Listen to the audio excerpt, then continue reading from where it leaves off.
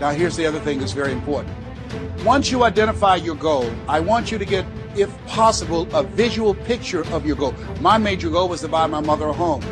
That when you turn inward, you can't find a reason to overcome. You can't find a way to put those pieces back together, and that becomes your job. It becomes literally up to you whether you're going to sit and wallow and woe is me, because what happened, happened, and there's no way to take it back. But how you respond? Sorry, it's not something you want in your life. Pity party, we are done with that. There is no celebration and sorry. I got the picture of the home with a 12-foot swimming pool and a basketball court on a golf course. I bought that home for my mother. It cost just over $400,000, 10,000 square feet. I had a picture long before I had the money and the down payment to get it. My goal was to be known nationally and internationally as a speaker. I had that goal. I had a card that I had on one side, asking you shall be given, seeking you shall find, knocking you shall be opened. On the other side I had, I'm the world's #1 orator. I produced that result in my life. I had a goal of becoming a talk show host. I used to watch Phil Donahue, and I put my picture on the screen of the television as I listened to the program. I visualized myself there, and I was called by King World Production, and I had my own talk show. Well, it was the highest rated, fastest canceled talk show in the history of television. What you bring to that table, whether you meet fire with fire, whether you meet that adversity with falling apart, becoming weaker in the areas that broke, or you bind them and mend them, and it becomes like a weld that literally makes you stronger, is a choice. And it's a choice only you get to make. But as Stephen Hawking said, when you complain, nobody wants to help you. It's called life. Now, here's something else. You will fail your way to success. Trust me on that. You can have a lot of failures, a lot of disappointments, but you will fail your way to success. Goethe says that which does not kill you will make you stronger. See, 85% of people allow their fear of failure to outweigh their desire to succeed. That's why you have to be of good courage. You have to have courage. When life knocks you down, I have a saying, try and land on your back, because if you can look up, you can get up. So once you look at and decide the goal that you want to put some things, put a treasure board or a goal board and have pictures of the goal that you want to achieve so you can see it every day when you get up in the morning. And the last thing is that you're programming your subconscious mind, where 9 out of 10 decisions that you make comes from there. I used to do door-to-door sales, and I was working with another friend of mine. And door-to-door sales, I mean, it's punishing. There are many things in your life you have every reason to complain about. You have every reason to be upset by the things that have happened to you. The most sinister thing about excuses is they're valid. There's a million reasons why you should be able to give up. There's a million reasons why you shouldn't need to try. That thing that broke you, you should be allowed to just sit on the ground. And here's the thing, that's your right. You have every reason to do it. And maybe people won't even think less of you. But here's the truth. You either become weaker or stronger in the places that broke, and that's a choice of how you react moving forward. The great news is, the best thing that you could do to become stronger is love yourself. And as Kamal Ravikant said, loving yourself is a practice. People think that it's something that's going to feel right, that it's going to feel natural, that you're just going to turn inward, and there it is, the spark of love and joy for yourself, inside yourself. And the truth is, that's just not the human experience. That's not the way that it works. There's going to be a voice inside your head, and it's going to blame you. Well, I'll ask you a question. What does John Belushi, Elvis Presley, Freddie Prinze, Jimi Hendrix, Janis Joplin, and Marilyn Monroe, what do they all have in common? They're all people that never learned how to manage their state, that's what. They all were people that had every reason in the world to be happy by anybody else's standards, but who destroyed themselves, literally killed themselves in the end. I mean, Belushi's one of my favorite examples.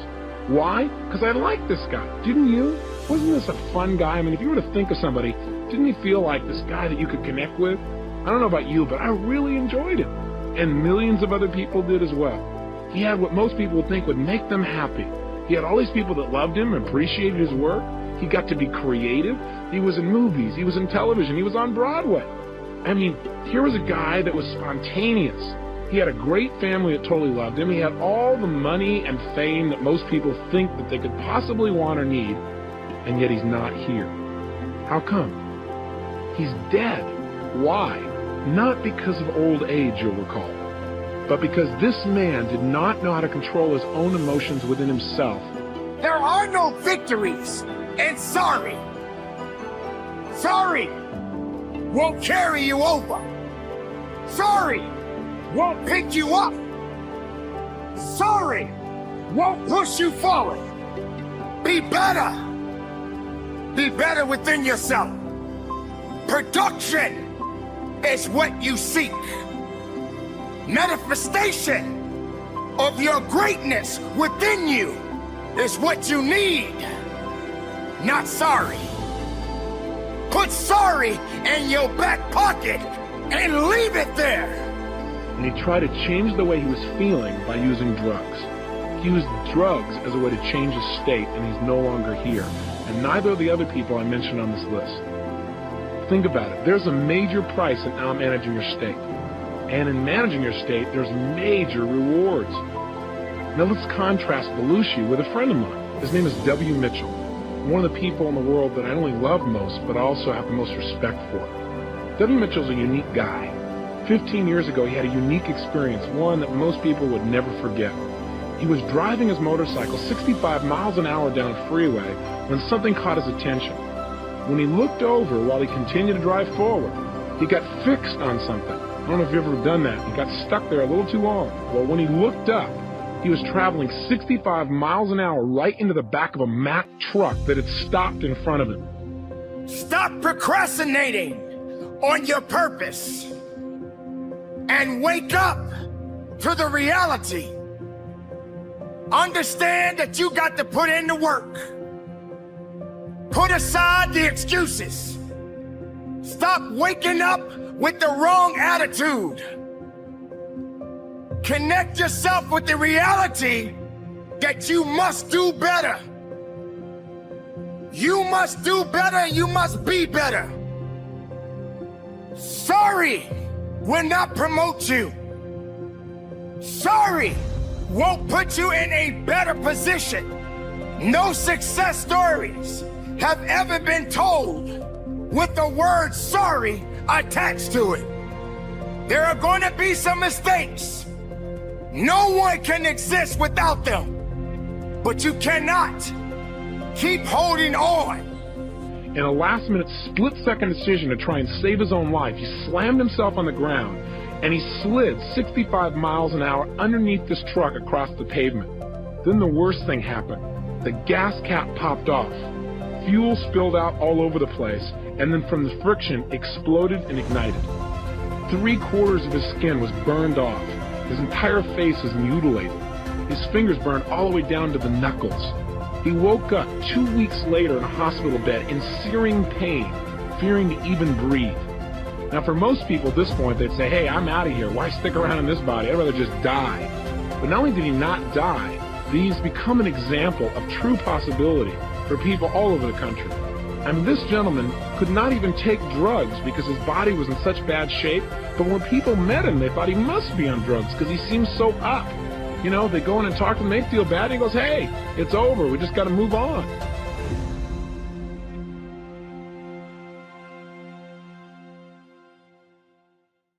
And the reason why God allows me to do it is because he knows when I do it and I'm number one, he going to be glorified. Some of you going to embrace it. Some of you going to play with it.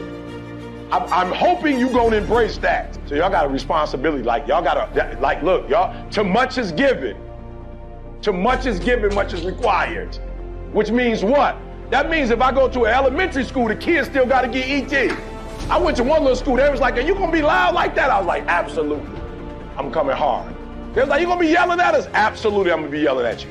Why? Because statistics show if you in the hood and you can't read by the 3rd grade, you going to jail. So that's why I'm coming hard. Because you don't realize if you can't read at the third grade level, by the time you get to the third grade, the probability of you going to jail is 3 times higher than anybody else. I gotta get in your face because I gotta make sure you learn how to read. This is a divine appointment. Y'all got work to do, and can't nobody slack this year. Too much is given, much is required. Too much is given, much is required, but don't worry about it. Because if you do what's required, you're gonna get the reward that comes with it. I got the reward now. A lot of folks ain't willing to do what I was willing to do. They want to blow up and they want to show their car. Go back and watch all my videos. You don't see no watches. And the reason why I don't wear Rolex, not because I can't afford it.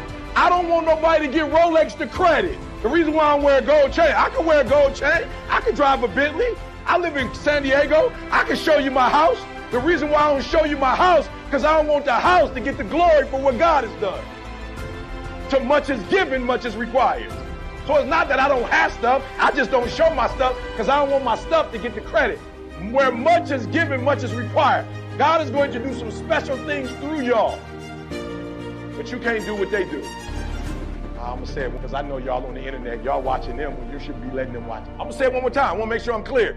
You watching what they doing, and they should be watching what you doing. The reason why I don't do this, and the reason why I show up for my kids, the reason why I try to show up for my wife, the reason why I try to show up for my church, because when young people watch me, I want them to go to God. I don't want them to go to the dealership. So I don't go on the internet and do what they do. Hey, E.T., you can do this on the internet. E.T., you number one. Why you ain't doing that? I'm not doing that because I don't get on the internet to follow them. I get on the internet for them to follow me. I don't get on the internet to be influenced by them. I get on the internet to influence them. Y'all about to win so you can influence them, not them influence you. You about to win. Some great stuff about to happen to you, some stuff that you can't understand, some stuff that you can't comprehend. If you do what you're supposed to do, you're going to be blessed. But when you get blessed, you're not supposed to be blessed so you can do what they're doing. You're going to get blessed so they can do what you're doing. If you've got the desire to win, if you want to be somebody, if you want to make your dreams come true, I don't care if you're 12 years old or 82 years old, your age is irrelevant. It's a form of ageism to tell a young person, just be patient. If you're like me, my mom and my dad didn't give me a business. I didn't start on second or third base like some of these people that are telling you somehow to be patient. I had to pick myself up by my bootstraps and make something of my life. And frankly, the sooner you get going, the sooner you start working on yourself, the sooner you make progress, the sooner you're going to get there and enjoy your life. And so don't listen to that crap. Think about this. When I was in my 20s, I made 6 figures early in my 20s. By the time I was 30, I was making 7 figures. By the time I was 40, I was earning an 8-figure income. What if somebody had told me, cool it, be patient, don't worry about it? My entire life would be different. I wouldn't be looking at the ocean, living oceanfront now, or flying on my jet, or taking care of my parents, or having multiple homes, living on the lake, having multiple boats, multiple cars, whatever the material things are, donating to the charities that I want. And I listen to that absurd, ridiculous, stupid advice. So please don't listen to those people who tell you that. They have good intentions. They're talking about not putting pressure on yourself. You've got all kinds of time. The truth is, a little pressure is probably pretty good for you. Think about this. Steve Jobs was in his 20s and teens when he started. Bill Gates, Mark Cuban, Kylie Jenner. You talk any entrepreneur that's out there today that you know pretty well, most of them started young. Jay-Z started young. LeBron James started young. Why is it that you can't start young? Steve Jobs did, I did, Cuban did, Bill Gates did. There's thousands of entrepreneurs. In fact, the list of billionaires in the country gets younger every single year, as do the millionaires. You want to know why? Because of these things right here. Technology, your phone, your iPad, social media allows people at any age to win, including preteen and teenagers. And so please, parents, don't hold your kids back if they want to grow. Now that we can get rid of that myth, what should I be working on? Well, the first thing is this. I think you need to start to read books on persuasion and influence. And when you're watching social media or YouTube or listen to audio, somebody like myself, study their style, study how they roll their words out, their vocabulary. Begin to model them and then modify to your style. Model and modify. Model people and then modify. It's going to be your ability to persuade people, to influence people, to cast a vision, to transfer energy at any age of your life that's going to determine how far you go. So start to study the great communicators. That's number one. Begin at any age to have your children, or if you're one of those kids listening to this, young people, begin the process of setting goals early. Right now, begin to set goals and achieve them. Write down your outcomes, right? Third, Begin to work on personal development. Read some books. Read Max Out Your Life, my book. Go to maxoutbook.com. Read that book. There are other great books out there by many people that you can begin to read around your school books or in the summertime on personal development, on personal growth, on influence, on persuasion, on leadership. Begin to feed yourself these great books, these great thoughts. Just like the seasons, there are 4 of them. Fall, winter, spring, and summer. They always change and they have a purpose connected to it. But you as an individual, do you have that idea of changing the way you think? Do you have the ability to change your life? Look around you. Pay attention to the circumstance that we're in. It's more about sorrow than happiness. People only want to find a way to make more excuses than trying to make a change in their lives. Like I said, like the seasons, they're always changing. And they're going to continue to do exactly what they do. You know when the winter comes, it's going to be cold. When the fall comes, it's going to be crisp. When the spring comes, it's going to be, oh, it's chilly, but it's not too warm. And boy, when that summer comes, it's really hot. But it goes right back to doing exactly what it's been doing. But you, my friend, you got to do some things that's a little bit different, a little bit special, a little bit more unique, a little bit different, and stop feeling sorry for yourself. You got everything you need inside of you right now. Continue to make the most of your life and hold on to it with everything you got because it belongs to you. The time is now. Make the most of your life. Be productive in your life. Stand strong in your life. Change your life. Evolve your life. And continue to push forward. Because every day is a new day. And as long as you stand on it, as long as you believe in it, be the best that you can be within yourself. Change your ideas. Change your thought process. Have the right attitude to carry on. Don't be weak. Be strong. Carry on from my heart. Conduct your business.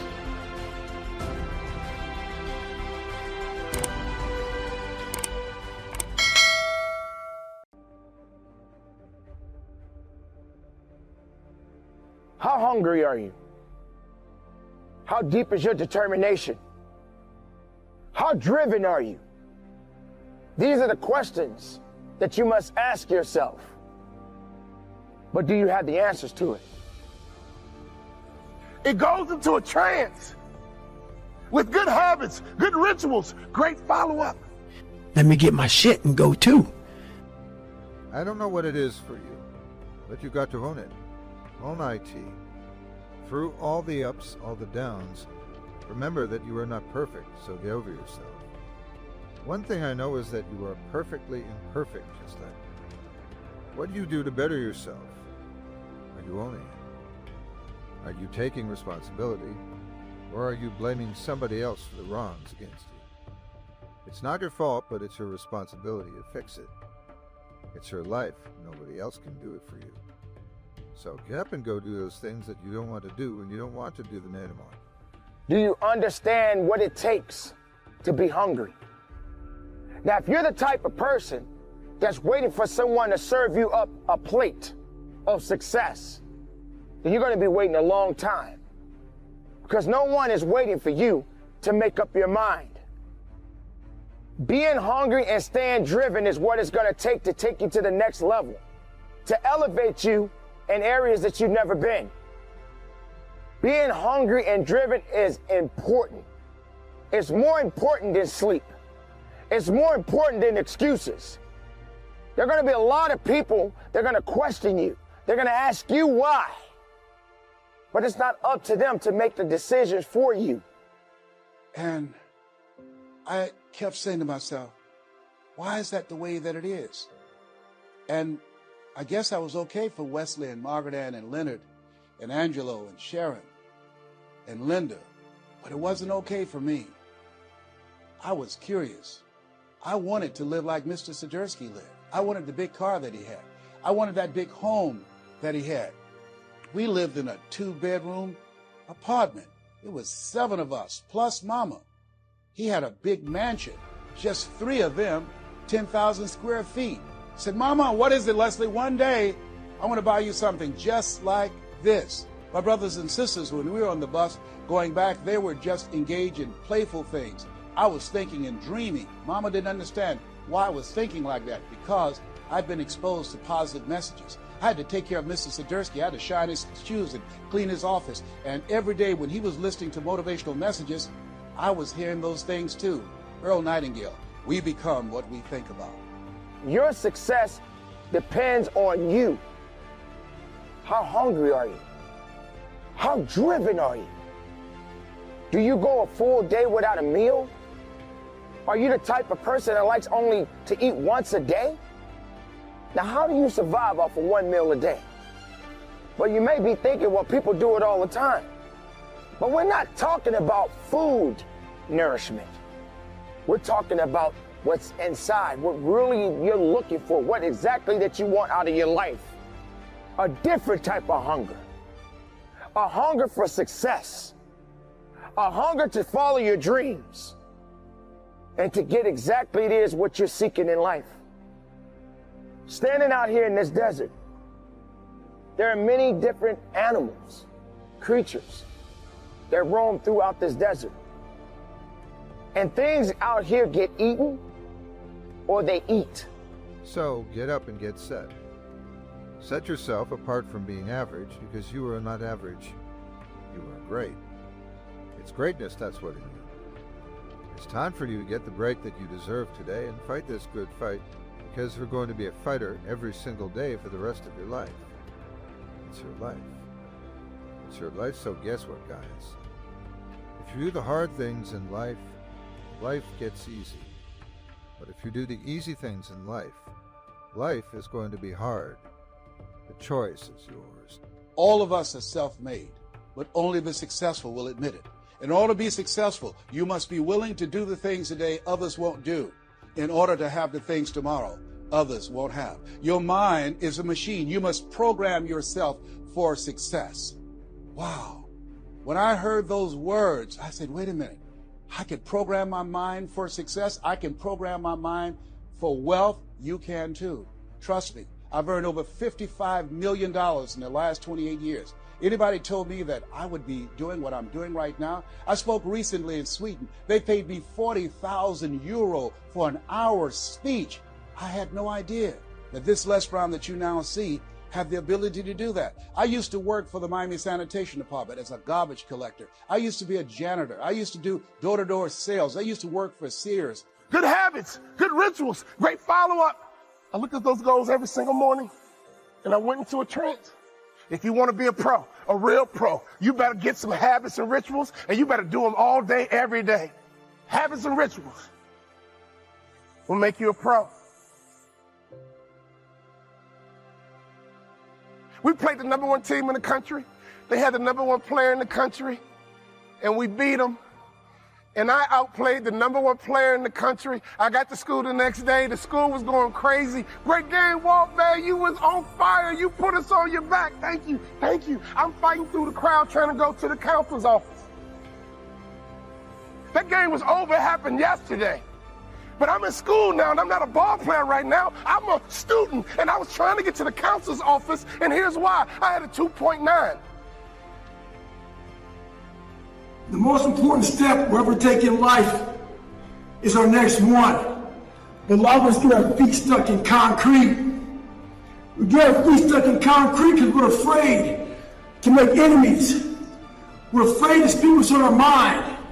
We're afraid of being in that group of people.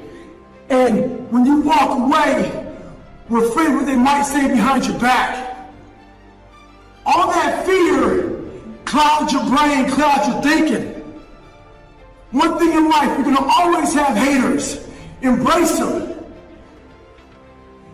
Trust me, your haters are saying. Sometimes you got to take a break from just about everything, disappear, come back, and shock the world. I'm talking to that athlete. I'm talking to that administrator. I'm talking to that nurse, that doctor. I'm talking to that student. I'm talking to that communicator. I'm talking to that pioneer, the inventor. I'm talking to that. Entrepreneur and talking to that preacher and talking to that person who refuses to stay. And even though we beat the #1 team in the country, I outplayed the #1 player in the country, and all I cared about was getting to my coach's office. I got into the counselor's office, and she says, "Great game yesterday." Thank you. But can I ask you a question? I got a 2.9. What do I need to do to get a 3.0? She says, "Walter, I was afraid you're going to ask me that." I mean, you're doing great now, but you were in such a hole. The 2.9 is the best that you can do. For the first time in my life, I was pissed off about school. For the first time in my life, I was pissed off about education. Where they are on talking to that person that doesn't have a problem laying in obscurity, because you know that when you come out of the dark room, all eyes on you. We live in a culture of business, distraction and noise. And sometimes the only way something is good is if we disappear. Sometimes you got to delete the app. Sometimes you have to walk away. Know one thing, embrace the fact that people don't like you. It means you're doing something right. With success in life comes more haters. Don't make them hurt your feelings. Use them for fuel. Use them for energy. In times of need, and when you don't want to do shit, roll through your brain that person who said you couldn't do something. Weren't fast enough, good enough, smart enough. Use it for energy.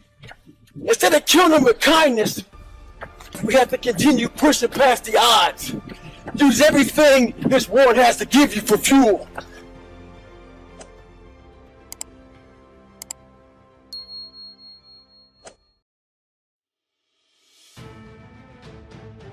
How to be mentally tough, who was able to look at it and say, no, I'm good enough to learn here. I'm good enough to try some new shit. And that is the mark of a true champion. It's humility, true humility. You know, people think humility is, I don't brag about my success. No, dude, you guys got it all wrong. Humility is the skill of understanding that you can always improve. You can always get better. And you're no better than the work you do. So, I mean, dude, that's something most people just won't do. All I ever knew was effort will get me seen on tape. Effort will get me noticed to get to the league. Effort would one day take care of my mom and my kids. Effort, which is between you and you. Nobody else can give you effort. Effort is within inside, man. And I'm still grinding because the next kid is talking about he getting too old. Keep watching me if I am. Nobody ain't got to convince me of what I do. I do what I do because I do what I do, because I'm built from something. Everything you're going through is preparing you for what you asked God for.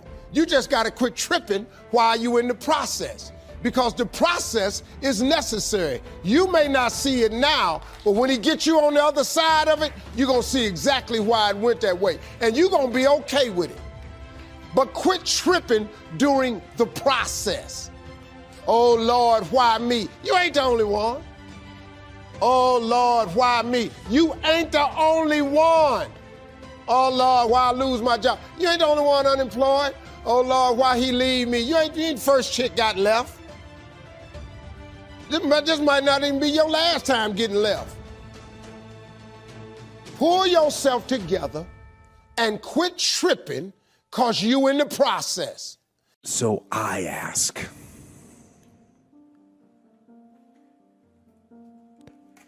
what is your wake-up call? What is enslaving you? What is controlling your thoughts? Is it the television set? feeding your mind images of what life should be? Is it the internet drawing you in and controlling your time? Is it drugs or alcohol numbing your brain and diminishing your desires? Or is it weakness? A lack of discipline that prevents you from accomplishing what you want to accomplish. Some of you are not where you want to be. You don't have what you want to have. You're not doing what you want to do because you've never been exposed to it before. And that's how my life changed. When I started hanging around millionaires, when I started hanging around successful business owners, when I started hanging around success, it rubbed off on the kid. Are you hearing me? I took those principles and bam, took them to another level. And I'm about to share some principles with you today for real. It's going to take you to a whole nother level. So last week I told you, shut up. Shut up. You talk too much and you never shut up. I told you to talk less and grind more. Are you hearing me? Talk less and grind more. You know, there are so many people on the planet and they're really operating from the past. And here's what I mean. Something happened to them when they were little kids. They were told not to dream too big. They were told to dress like everyone else. They had a dream and the dream failed. Or maybe you were a teenager and there was someone that you loved and you got rejected. Or maybe you were 22 and you started a business and you failed in that business. And now it's 10 years later or 20 years later or 40 years later and you're still living in the past. Average person, you and I have about 75,000 thoughts a day rattling around in this thing we call our brains and our minds. 75,000 of them. The crazy thing is 91% of those thoughts are identical to the previous day and are identical to the day before that and the day before that and the day before that. And then we wonder why our life seems to repeat itself over and over again. So really the difference in our life, if we have 75,000 thoughts a day, here's the crazy thing, 91% of them are exactly the same. The separation in our life is in those 9% of their thoughts, because remember this, these magnets are pretty powerful. That's why I'm always saying that your obsessions become your possessions, because they do. You draw into your life exactly what it is you think about. It's a physical reality that you attract to yourself what you think about. So the difference in our life is 9% of our thoughts. That's why people say all the time the difference between winning and losing is so small, it's almost too scary to talk about. And really, we have identified what it is. It's 9% of what we think about alters the direction of our life.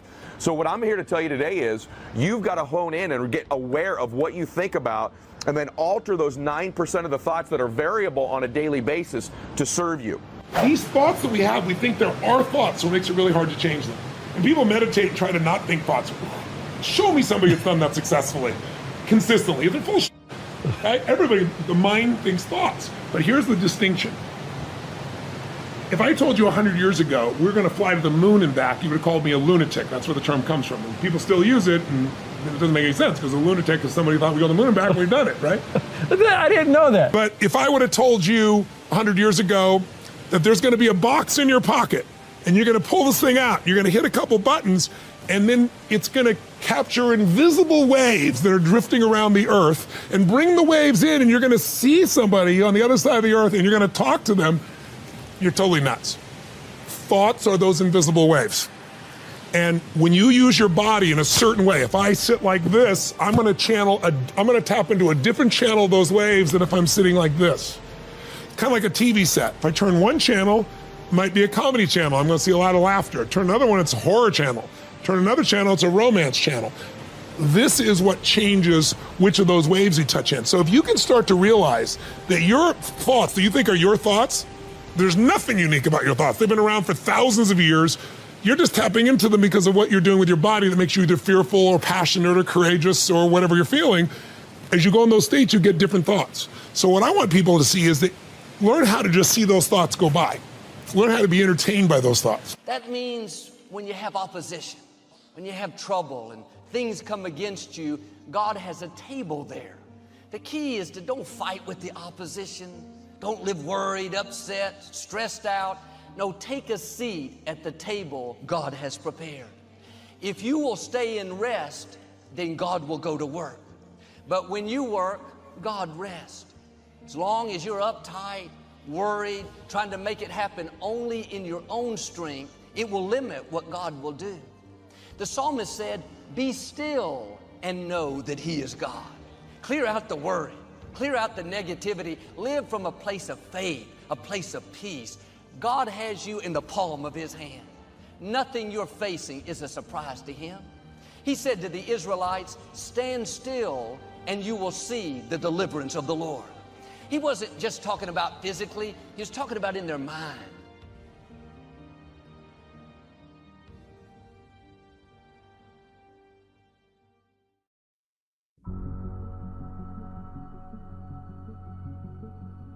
If somebody can walk away from your life, let them walk away. You shouldn't have to convince anybody to love you. If they can walk, let them go. If they leave you, it means they're not attached to your future. Some of you, you are taking too much time trying to convince people to love you that do not matter. Some of you are taking way too much time tolerating and trying to get people engaged that don't matter, that don't care, that are never ever going to help you get into your destiny. What if I told you that some of the rejection you have been facing in your life, it's because people are jealous of what's on your life? What if I told you that the rejection is simply an indication that you got favor on your life? God is getting ready to do something in your life. You just got to understand there's more to know. There's more to know. Move on. Straight up, move on. Forget them. They are lying and they are untrustworthy, so move on. That person is not who you thought they were, right? They are not who you thought they were. The idea that this person was a trustworthy, faithful companion is not true. It is not true. That person does not exist. They didn't exist and they don't exist. It was in your head. It was in your head that this person was trustworthy and they were everything you wanted them to be and they were a faithful companion. That is a lie. They are not that person. They have proved it. They have proved it by their actions. Be thankful that you were able to learn before you invested more into this person. Be thankful that you found out when you did that this person was a liar, that this person was unfaithful, was untrustworthy. Be thankful that you know it. If somebody wants to leave, let them leave. Your destiny is not tied to the people that walked away. Quit trying to talk people into staying. You don't have to convince anyone to love you, to call you, to come see you. You are a gift.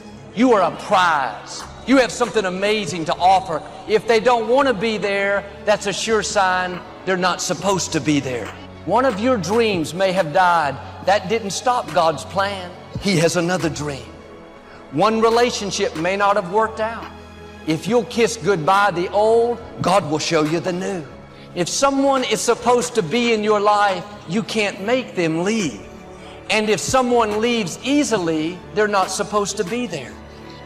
But sometimes God will close the door. He'll move people out of your life. There are people and opportunities that were ordained for your past that are not ordained for your future.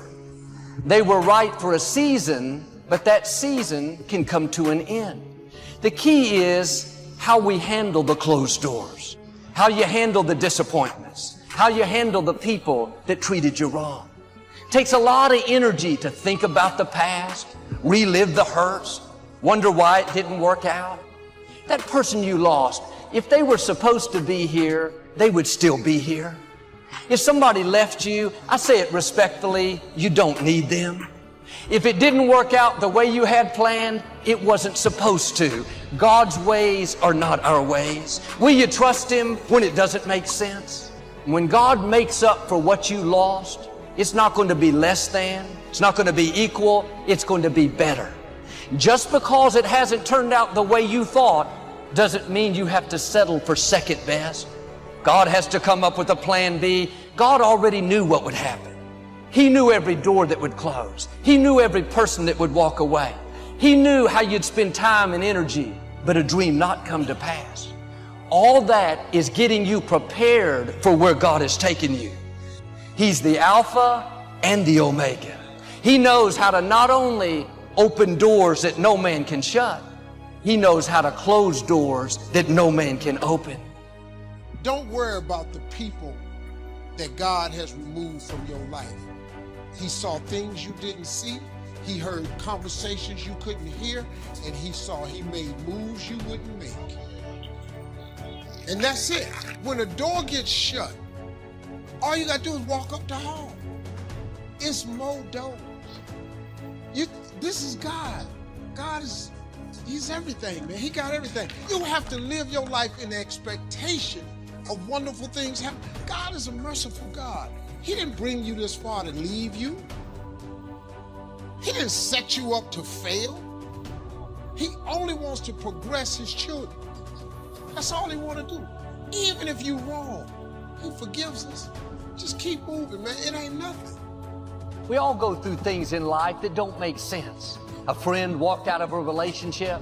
The company's downsizing. They don't need us anymore. Or we were being our best. Then the pandemic hit. Business went down. Children can't go to school. Dreams are put on hold. Sometimes it feels like we're going backwards. It's easy to live frustrated and think, God, why is this happening? But we're not going to understand everything that happens. God's ways are not our ways. He can see things that we can't see. And just because it's not fair doesn't mean that God is not in control. Your steps are being ordered by the Lord. If He allowed it to happen, He's going to bring good out of it. He promises all things work together for your good. On its own, it may not be good. It wasn't fair, you're uncomfortable, but when it all comes together, you're going to see how it works to your advantage. The difficulty, the delay, the betrayal was all instrumental in you reaching your destiny. But none of us like bad breaks, loss, delay. But without that difficulty, you couldn't become who you were created to be. It may look like a dead end, but really it's setting you up for promotion. That door closed so a bigger door could open. That person that left you, it was hurtful, but it wasn't just their choice. God moved them out of the way so He could bring someone better. But that struggle was difficult. You didn't do anything wrong, but you had opposition at work. Your child wouldn't do what's right. It wasn't fair, but what you couldn't see is it was growing you up, developing your character, getting you stronger, more confident, more determined. Without it, you wouldn't be prepared for the blessing, the increase, the new levels that are coming your way. And you may not understand what you're going through. You could live worried, discouraged. Try a new approach. God, I don't understand it, but I trust You. I know You're in control. You're working all things for my good. So I'm not going to live upset. I'm going to stay in peace, knowing that You will get me to where I'm supposed to be.